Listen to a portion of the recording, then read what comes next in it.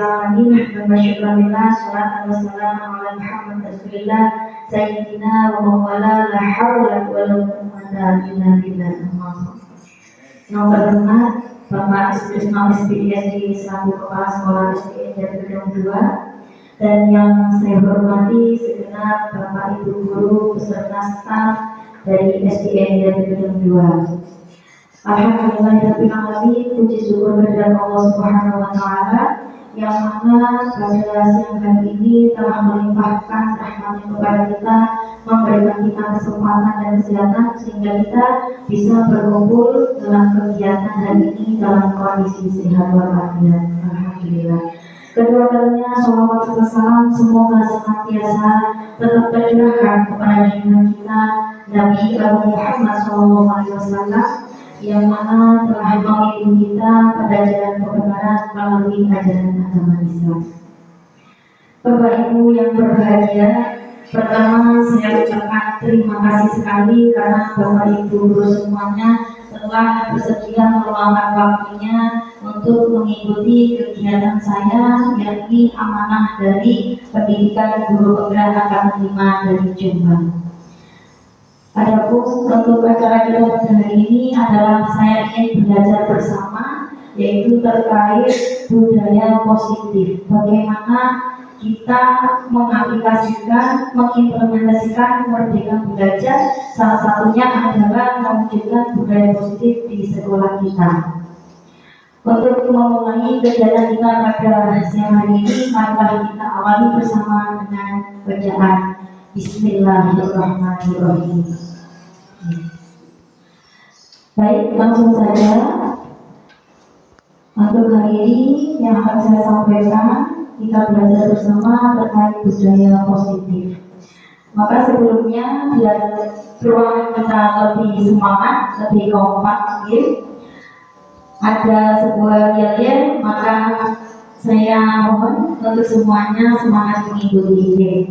Kalau saya bilang merdeka belajar, maka mohon Bapak Ibu menjawab siap. Ketika saya mengatakan guru profesional, maka jawabannya bergerak dan menggerakkan. Saya coba merdeka belajar, siap. Guru profesional bergerak menggerakkan. Sekali lagi, merdeka belajar, siap. Guru profesional bergerak menggerakkan. Kemudian kita semuanya. Next, selanjutnya, sebelum saya masuk ke materi, ada dua pertanyaan yang mungkin ini tidak asing bagi kita sebagai seorang guru, yaitu apakah Bapak Ibu setuju dengan pernyataan berikut? Yang pertama, hukuman dapat mendisiplinkan anak. Setuju atau benar? Setuju. Mungkin ada salah satu yang memberikan alasan setuju. Mungkin Pak Soni.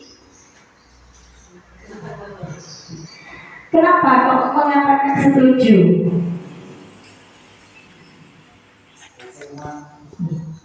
Semoga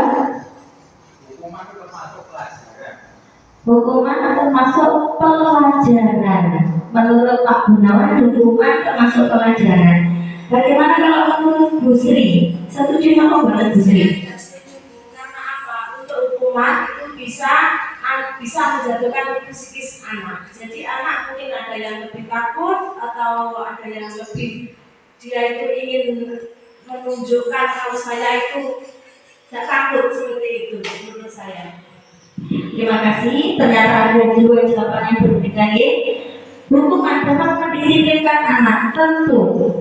Pasti ada yang menjawab iya, pasti juga ada yang menjawab tidak, dan masing-masing punya alasan. Yang menjawab setuju iya karena hukuman itu bagian dari pembelajaran, bagian dari pelajaran, dan menurut Bu Sri itu tidak, karena hukuman itu bisa menjatuhkan psikis anak atau peserta didik kita.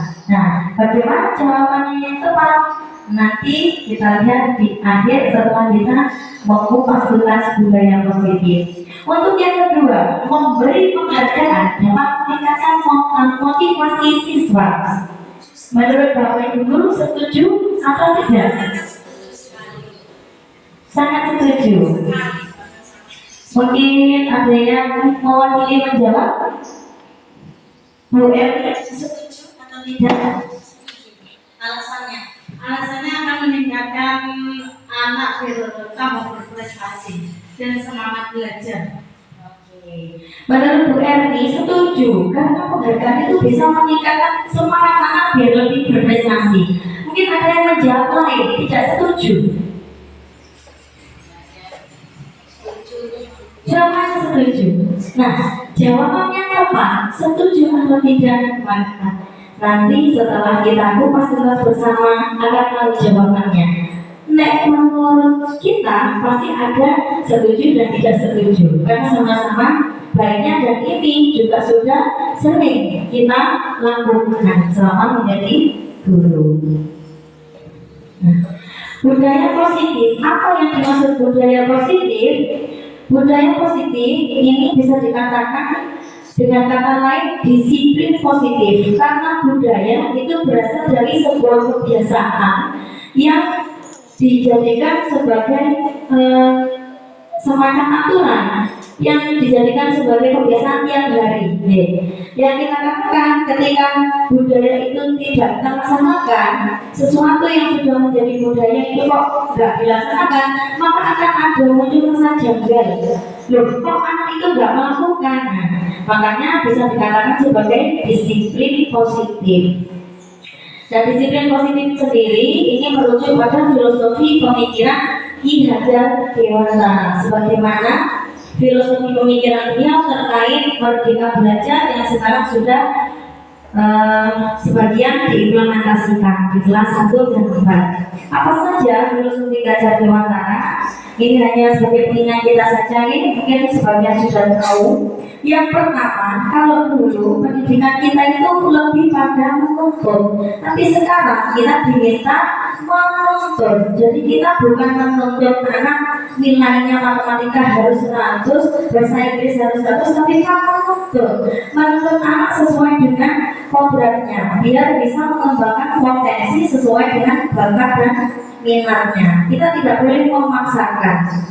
Yang kedua, pendidikan harus berdasar pada kodrat alam dan kodrat zaman. Kodrat alam di sini itu kita tahu bahwa manusia kita diciptakan oleh Allah dengan sudah ada karakter-karakter yang kita bawa.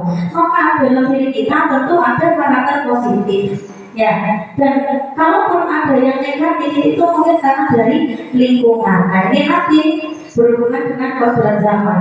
Nah, kodrat zaman ini kita harus menyiapkan peserta didik kita untuk siap menghadapi perkembangan zaman atau era globalisasi pada saat ini. Yang kedua, pendidikan harus menghambat dan memerdekakan murid.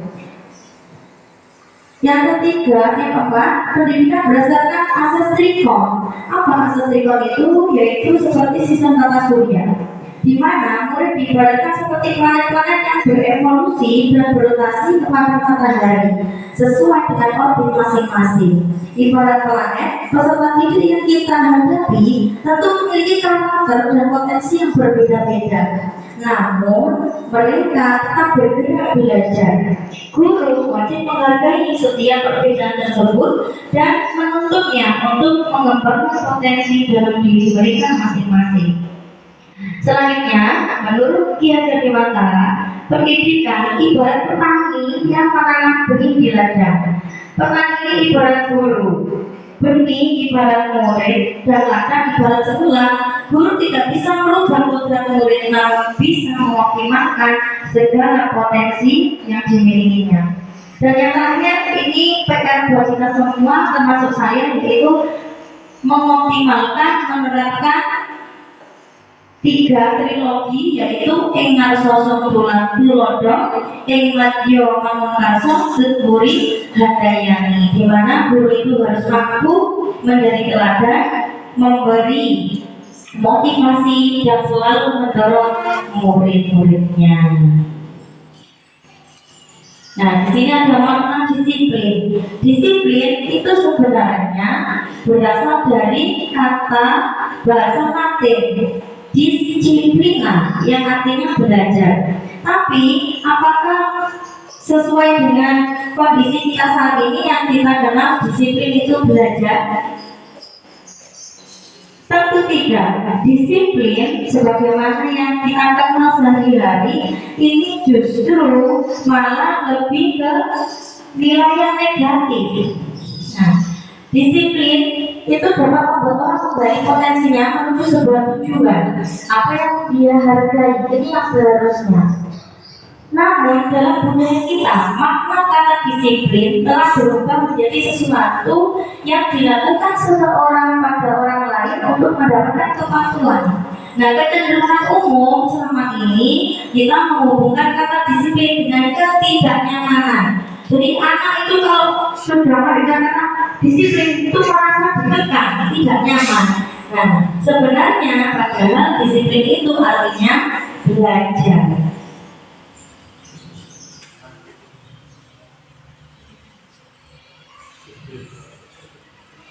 Nah, budaya positif sendiri, Bapak Ibu, kita bisa melakukannya dengan merujuk pada nilai-nilai kebajikan. Apa saja, langsung saja, biar saya persingkat ya. Nilai-nilai kebajikan itu apa? Sifat-sifat positif manusia yang merupakan tujuan mulia yang ingin dicapai setiap individu.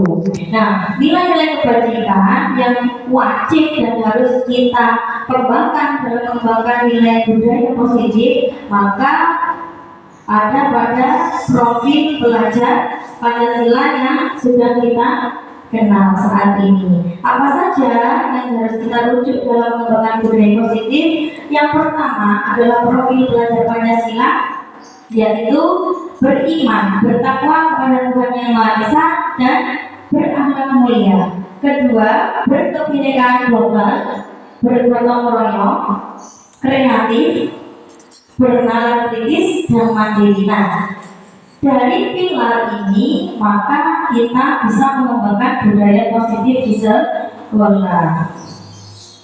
Jadi apa itu budaya positif tadi? Budaya positif adalah nilai-nilai keyakinan dan kebiasaan-kebiasaan di sekolah yang berpihak kepada peserta didik agar peserta didik dapat berkembang menjadi pribadi sebagaimana yang tercantum pada profil pelajar Pancasila, yaitu pribadi yang kritis, penuh bermakna dan bertanggung jawab. Budaya positif dilaksanakan dalam upaya menumbuhkan self-disiplin. Peserta didik akan menanamkan motivasi intrinsik pada peserta didik untuk menjadi orang yang mereka inginkan dengan menghargai diri sendiri dengan nilai-nilai yang mereka percaya. Salah satunya nanti dengan adanya keyakinan jelas. Nah, ini ada perubahan paradigma yang harus kita kenal Bapak Ibu ketika kita mengimplementasikan Merdeka Belajar. Dulu itu kita mengenal ada peraturan. Nah, sekarang ini ganti di Merdeka Belajar bukan peraturan lagi, tapi kesepakatan atau keyakinan kelas. Hukuman, dulu itu kita lebih sering hukuman ya, mendekatkan hukuman. Tapi di Merdeka Belajar ini kita tidak boleh melontarkan kata hukuman. Yang ada adalah konsekuensi. Yang ketiga, kita tidak boleh menghukum, tapi yang boleh kita lakukan adalah melakukan tindakan restitusi. Nah, dengan cara apa kita melakukan tindakan restitusi? Ini dengan berpedoman pada teori kontrol, yaitu 5 kontrol kita, kekuatan guru dalam mengontrol murid, yaitu dengan berpedoman segitiga restitusi, maka akan terbentuklah budaya positif yang mampu memenuhi kebutuhan manusia. Yang pertama, peraturan. Peraturan yang dulu kita kenal berubah menjadi kesepakatan atau keyakinan kelas. Kira-kira apa bedanya menurut Bapak Ibu? Peraturan, mungkin menurut Budian. Peraturan, menurut Budian peraturan itu apa? Peraturan itu adalah aturan yang disepakati dari Allah. Ya, terima kasih. Aturan adalah sesuatu yang dibuat, yang disepakati di awal.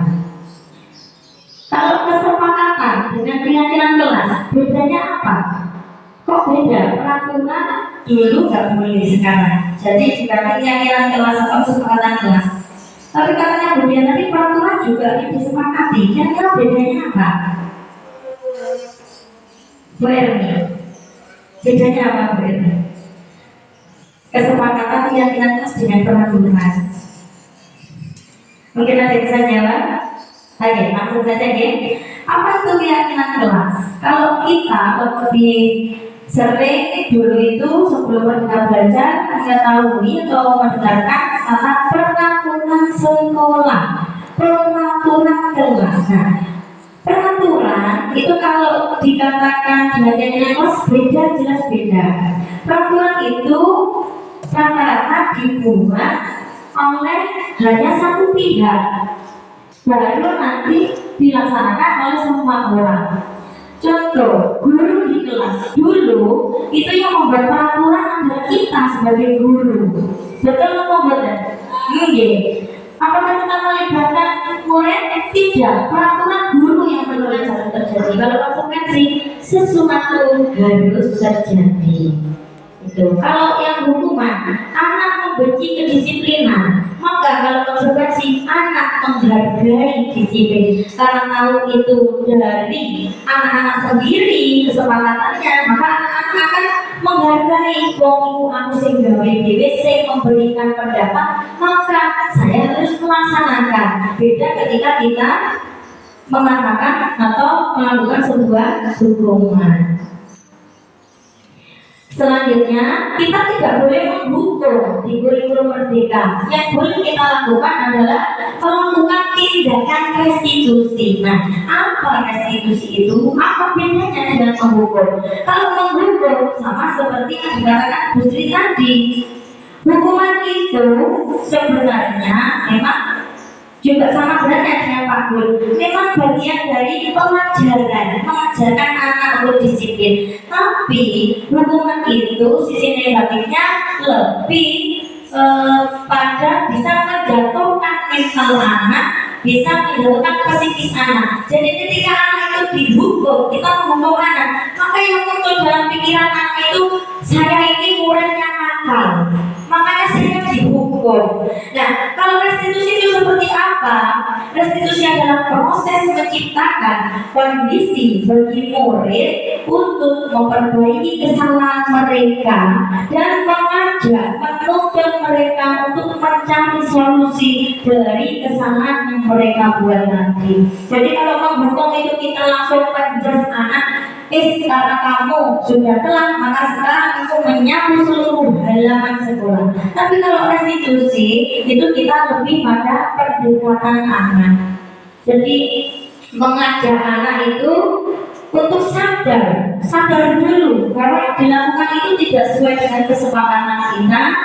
Kalau sudah anak itu merasa bersalah dengan dirinya karena melanggar, maka kita dorong anak untuk mencari solusi. Nah, kalau sampai yang tadi sudah tahu datangnya terlambat, kira-kira sampean harus melakukan apa ini? Tahu konsekuensinya? Tahu Bu. Nah, sekarang gimana namanya? Itu nanti kita namanya restitusi. Jadi menuntut anak untuk menyadari kesalahannya dan mencari solusi dari kesalahan yang mereka buat, bukan dengan menjas anak salah seperti itu. Ini adalah ciri-ciri restitusi Bapak Ibu. Ada 9 restitusi ciri-cirinya, yaitu 1. Bukan semuanya bersalah, tapi itu belajar dari kesalahan. Ini yang harus kita tekankan dari Merdeka Belajar. Yang kedua, memperbaiki hubungan. Kalau kita menghukum, itu hubungan kita sama anak pasti ada renggang, betul kata Bu Sri, akan lebih berjarak. Tapi dengan restitusi kita membangun kedekatan emosional dengan anak. Yang selanjutnya adalah tawaran bukan paksaan.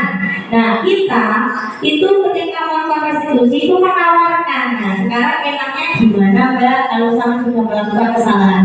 Tapi kalau menghukum itu kita wes siap. Kalau sudah tahu anak salah, kita yang menentukan hukuman. Itu bedanya. Yang keempat, restitusi itu menuntut untuk melihat ke dalam diri anak, mengajak anak untuk tersadar bahwa dirinya itu melakukan kesalahan. Yang kelima, mencari kebutuhan dasar yang mendasari tindakan. Keenam, cara yang paling baik, ya daripada menghukum lebih baik restitusi.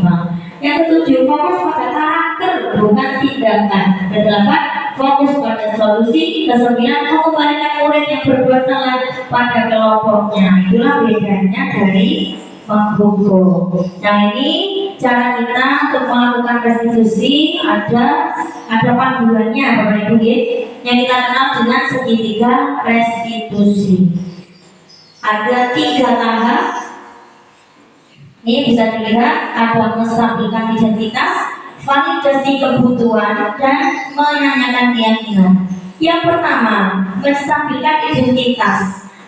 Pada tahap ini peserta didik itu kita ajak untuk tenang. Jadi ketika kita tahu anak atau murid kita itu melakukan kesalahan, maka yang pertama adalah kita ajak tenang dulu dan kembali ke suasana hati di mana proses belajar dan menyelesaikan masalah bisa kita lakukan. Contoh kata-kata yang bisa diucapkan seorang guru pada tahap menstabilkan identitas yaitu 1. Berbuat salah itu tidak apa-apa. Tidak ada manusia yang sempurna. Saya juga pernah melakukan kesalahan seperti itu. Ini tahap pertama yang kita lakukan ketika melakukan restitusi. Yang pertama apa tadi Bapak Ibu? Menstabilkan identitas. Selanjutnya validasi tindakan. Setelah kita menstabilkan identitas, kita ajak anak-anak yang melakukan kesalahan tadi pada kondisi suasana hati yang tenang. Yang kedua adalah validasi tindakan. Perbuatan yang salah pada peserta didik seringkali dilakukan untuk memenuhi beberapa kebutuhan pada manusia. Nah, disinilah guru kita harus mampu memahami maksud perbuatan peserta didik kita tadi. Nah, contoh pertanyaan di validasi tindakan yaitu yang pertama, padahal kamu bisa loh melakukan yang lebih buruk dari ini ya. Nah, kamu pasti punya alasan mengapa kamu tadi datang terlambat, Vino. Nah, itu contohnya. Kamu patut bangga pada dirimu sendiri karena kamu telah melindungi sesuatu yang penting buatmu. Ini contoh validasi tindakan. Selanjutnya menanyakan keyakinan. Pada tahap 3 ini peserta didik siap untuk dihubungkan dengan nilai-nilai yang dia percaya dan menjadi orang yang dia inginkan. Contoh kata-katanya seperti ini. Apa yang kita percaya sebagai kelas? Apa nilai-nilai umum yang telah kita sepakati? Apa bayangan kita tentang kelas yang ideal? Nah, ini berkaitan dengan kesepakatan kelas yang sudah kita buat bersama. Nah, contoh sederhana penerapan segitiga restitusi yang bisa kita lakukan. Misal ada murid kita yang terlambat sekolah namanya Vino. Yang pertama tadi apa? Bapak Ibu, menstabilkan identitas. Maka kita bisa mengatakan dulu kata-kata ini kepada anak. Oke Vino, gak apa-apa, hari ini kamu terlambat. Kemarin teman-teman kamu juga ada yang terlambat. Setelah anak tenang, tidak takut, maka kita lanjutkan dengan validasi tindakan. Nah, sekarang kamu terlambat, pasti punya alasannya. Sekarang coba, alasanmu apa kok bisa terlambat, Le? Nah, itu seperti itu.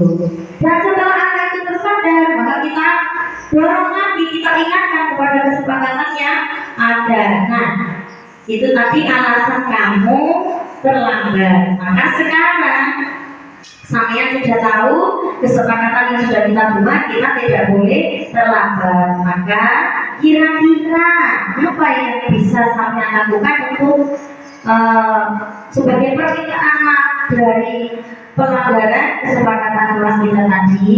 Ini contohnya penerapan segitiga restitusi. Baik, terima kasih atas Bapak Ibu. Ini adalah akhir sesi kita. Tadi di awal ada dua pertanyaan. Hukuman dapat mendisiplinkan anak. Apakah setuju? Yang kedua, memberi penghargaan dapat meningkatkan motivasi siswa. Nah, kira-kira yang tepat seperti apa setelah kita mengenal budaya positif? Maka yang lebih cocok ke Bu Sri apa ke Pak Gunawan tadi? Nah, yang lebih tepatnya adalah memang hukuman itu bisa menjadi pelajaran untuk anak. Tapi ada yang lebih baik lagi, lebih tepat lagi, yaitu dengan restitusi tadi, bukan dengan memberi hukuman. Yang kedua, memberi penghargaan dapat meningkatkan motivasi siswa. Memang memberi penghargaan itu dapat meningkatkan motivasi siswa, tapi itu kalau dilakukan secara terus-menerus maka juga tidak baik juga untuk anak. Anak itu nanti akan terbiasa, nek gak dikasih penghargaan gak akan berangkat seperti itu. Jadi hal ini yang patut kita fokuskan untuk kita ubah paradigma kita. Ini adalah contoh penerapan segitiga restitusi yang saya lakukan ada di YouTube Bapak Ibu, silakan bisa dilihat. Ini karya saya. Baik, kiranya itu yang bisa saya sampaikan. Apakah ada pertanyaan? Ya, sudah ya, alhamdulillah. Terima kasih saya ucapkan untuk Bapak Ibu guru semuanya yang sudah hadir dan pada siang hari ini. Kurang lebihnya dari apa yang saya sampaikan, karena saya di sini juga sama-sama belajar, sama-sama berusaha menjadi guru yang profesional, maka saya mohon maaf yang sebesar-besarnya. Saya akhiri, wassalamualaikum warahmatullahi wabarakatuh.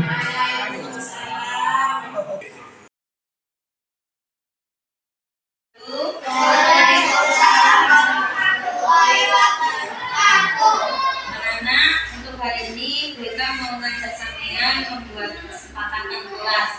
Nah, kesepakatan kelas itu tujuannya untuk apa?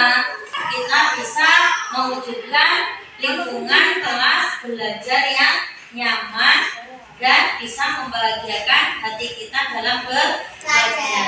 Bagaimana kita mewujudkan pembelajaran yang nyaman di kelas? Ayo kita pikirkan bersama.